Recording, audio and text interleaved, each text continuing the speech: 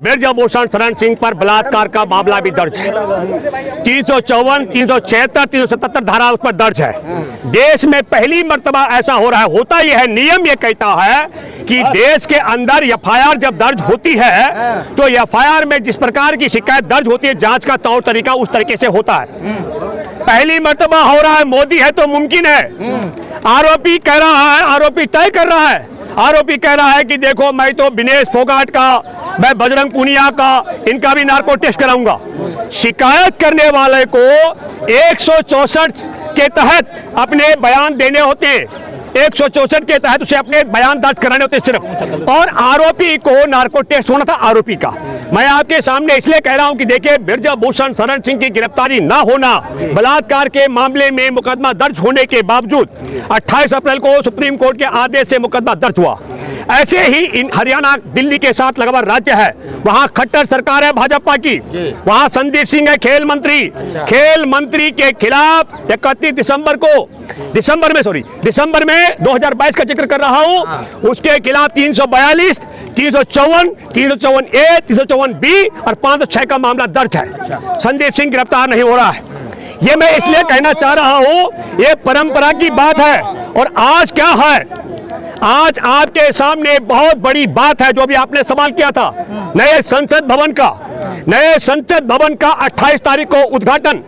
और मैं नए संसद भवन के उद्घाटन से पहले नरेंद्र मोदी सरकार को चुनौती दे रहा हूं।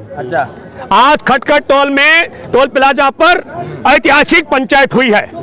28 तारीख को यहां बहुत बड़ा मजमा लगने वाला है, और मैं दावे के साथ मैं कह सकता हूं कि नए संसद भवन के दरवाजे नरेंद्र मोदी खोलेंगे, लेकिन पहली पंचायत वहां पर देश के सबसे बड़े पंचायत घर का दरवाजा जब खुलेगा, उसमें देश की महिलाएं पंचायत करने वाली हैं।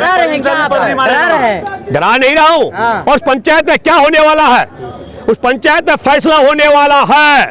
यह फैसला होने वाला है कि देश में खेल रही बेटियां, पहलवान बेटियों का यौन शोषण और बलात्कार का आरोपी ब्रजभूषण शरण सिंह को क्या सजा दी जाए।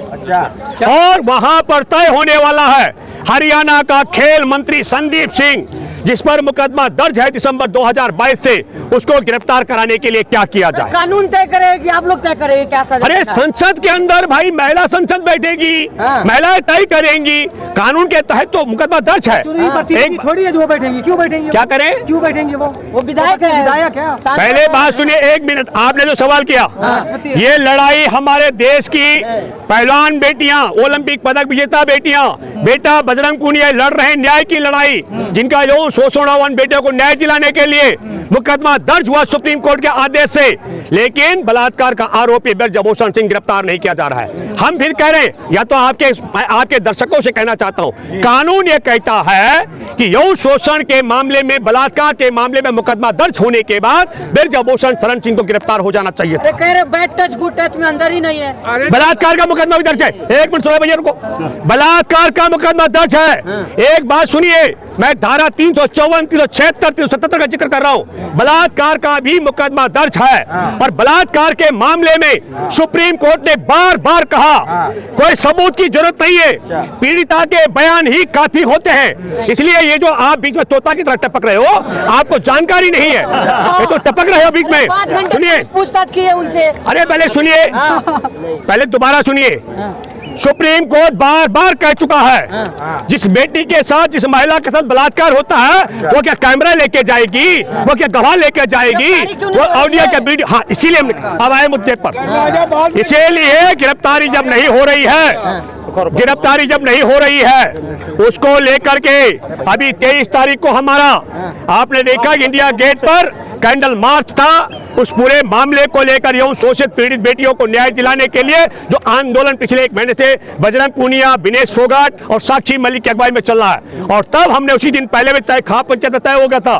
तय ये हुआ कि 28 तारीख को देश में, आपके माध्यम से कहना चाहता हूँ, अब डरो मत, बिल्कुल मत डरो। ये यौन शोषण बलात्कारी को बचाने वाले मोदी सरकार से डरने की जरूरत नहीं है। आप सब लोग अपने घरों से बाहर निकले और दिल्ली के लिए कूच करना है। लोगों को आप पुलिस कहा नहीं रहा हूँ, पुलिस एंट्री। मैं सुनो, एक बात सुनिए, हम जब यहाँ से निकल रहे थे तब भी हमें कहा गया था कि साहब बैरिकेड लगे हुए हैं। निकल के क्या करना चाहिए? एक बात सुनिए, हमने सारे बैरिकेड हटाए, नहीं पहले बारी बार समझिए, बैरिकेड हटाए और हम लोग वहां तक गए। हमने एक बात कही पुलिस के आला अधिकारी से, आपके माध्यम से कह रहा हूं, कोई दुनिया की ताकत लाठी डंडा गोली जेल और तोप 28 तारीख को जो महिलाओं की पंचायत होनी है नए संसद भवन में उसे रोक नहीं सकती है। और मैं पंचायत या बाहर होगा, अंदर भी और बाहर भी, अंदर से लेकर बाहर तक सब महिलाएं रहेंगी। महिलाओं को आगे बढ़ा के संसद भवन घेराव करना चाहते हैं। अब ये घेराव नहीं, पंचायत, सुनिए, घेराव तो ये होता है जो बाहर से रहेंगे हम, अंदर से लेकर बाहर तक महिलाओं के कब्जे में रहेगी संसद। और पहली बार भारत की नई संसद में महिलाओं का यौन शोषण और बलात्कार और छेड़छाड़ मंत्री जो वहां का है, हरियाणा का छेड़छाड़ मंत्री और ये जो बलात्कार का आरोपी है, इनके और इनके जैसे तमाम देश भर में जितने मामले हैं, इन सब नेताओं की कुंडली खोली जाएगी। लेकिन एक बात मैं फिर आपके माध्यम से कहना चाहता हूं, मैं आप सब लोगों से कहना चाहता हूं, हमारे देश के अंदर लाहौर में 1928 में तय हुआ था कि देश की आजादी के लिए फेरियां निकालनी चाहिए, रैलियां निकलेंगे तिरंगा झंडा लेकर के। पहला तिरंगा का अपमान किया था, तिरंगा झंडा नहीं लेकर चलेंगे। ये केशव हेगड़ेवार जो इनका पहला संस्थापक है आरएसएस का, 1932 का मैं जिक्र कर रहा हूं। हमारे देश में 40 तिरंगाधारियों की हत्या करने वाले राजा को प्रशस्ति पत्र लिखा था देश के गद्दार ने। देश की आजादी के जंग में 50-60 रुपए मासिक भत्ता लेता था। और मैं आपको कहूं, सुनो,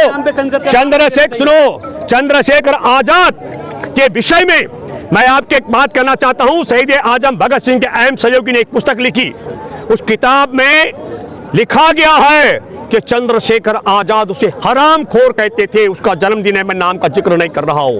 और उसी दिन शिलान्यास करने वाले प्रधानमंत्री, मैं इसीलिए कह रहा हूं। और अब एक मिनट, इसको कई लोग कह रहे हैं हम सावरकर का विरोध करते हैं।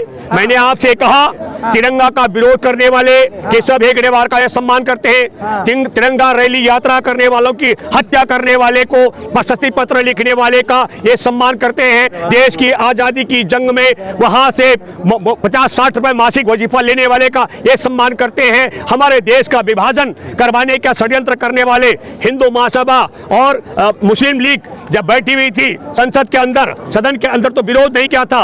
उन सब लोगों का मैं ये कहते थे सम्मान उनका करते हैं जो देश, सुनिए, और जो देश के नायक रहे ये उनके खिलाफ है।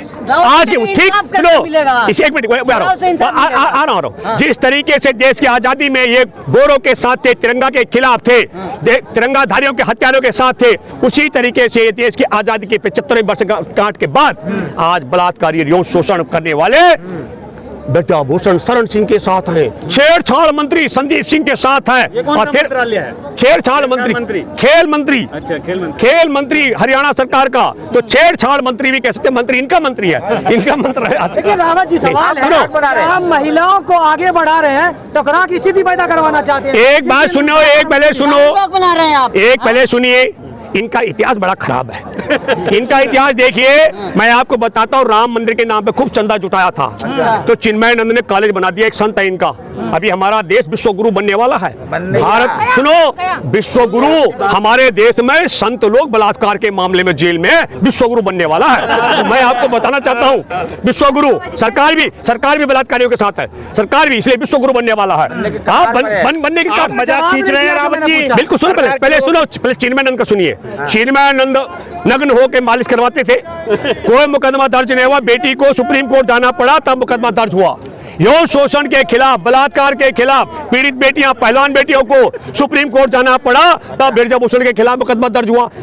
मैं आपको बता रहा हूं, संदीप सिंह के खिलाफ 19 मार्च को जींद में बहुत बड़ी पंचायत हुई थी, वो गिरफ्तार नहीं हुआ। आज खटखट टोल में, प्लाजा में, हरियाणा का मंत्री है जो, आप समझ लो, खेल मंत्री है, ठीक है। ये हंसने की बात नहीं, मेरी सॉरी, मैं माफी चाहता हूं कि मेरे चेहरे पर हंसी आई इन लोगों के व्यवहार के कारण। मैं इसलिए कह रहा हूं क्योंकि वह मंत्री है, उस पर मुकदमा दर्ज है, जान से मारने की धमकी दे रहा है पीड़िता कोच को। तब मैं आपके माध्यम से कहना चाहता हूं, हाँ एक बात, एक तो अपील है कि देश भर के तमाम लोग आने वाले हैं, और दूसरा मैं कहता हूं कि सद्बुद्धि आनी चाहिए नरेंद्र मोदी को।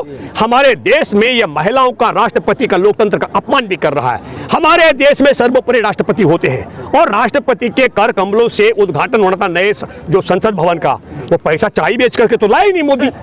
चाय बेच कर तो पैसा नहीं जुटाया ना। पहले सुनिए, हमारे देश के लोकतंत्र का, हमारे देश का, हमारे देश के राष्ट्रपति पद का, हमारे देश के महिला का और पहले नागरिक का अपमान करा नरेंद्र मोदी। मैं सैल्यूट करता हूं जिन्होंने विरोध किया है, और मैं आपके माध्यम से अपील करता हूं, सद्बुद्धि आनी चाहिए, लोकतंत्र का, राष्ट्रपति का अपमान नहीं करना चाहिए। और सुनिए, सिर्फ इसलिए करोगे तुम कि वो आदिवासी है, ये बहुत अन्याय की बात है मोदी जी। और दूसरी बात, मैं एक मिनट, अरे भाई राष्ट्रपति मोदी ने बनाया क्या? वोट तो देश ने दिया ना, देश के सांसद विधायक वोट देते हैं, मोदी थोड़ी वोट दिए हैं। इसका अच्छा, उनका कहने, अच्छा तुम्हारा कहने का मतलब यह है कि राष्ट्रपति, यानी राष्ट्रपति, सुनो, आप ये कहना चाहते हो कि राष्ट्रपति, सुनिए, आप ये कहना चाहते हैं कि राष्ट्रपति बनाया है तो राष्ट्रपति को वो क्या रबर के, सुनो, रबर के स्टैम्प की तरह यूज करेंगे क्या? नहीं, रबर के स्टैम्प की तरह यूज करेंगे क्या? अपमानित करेंगे क्या?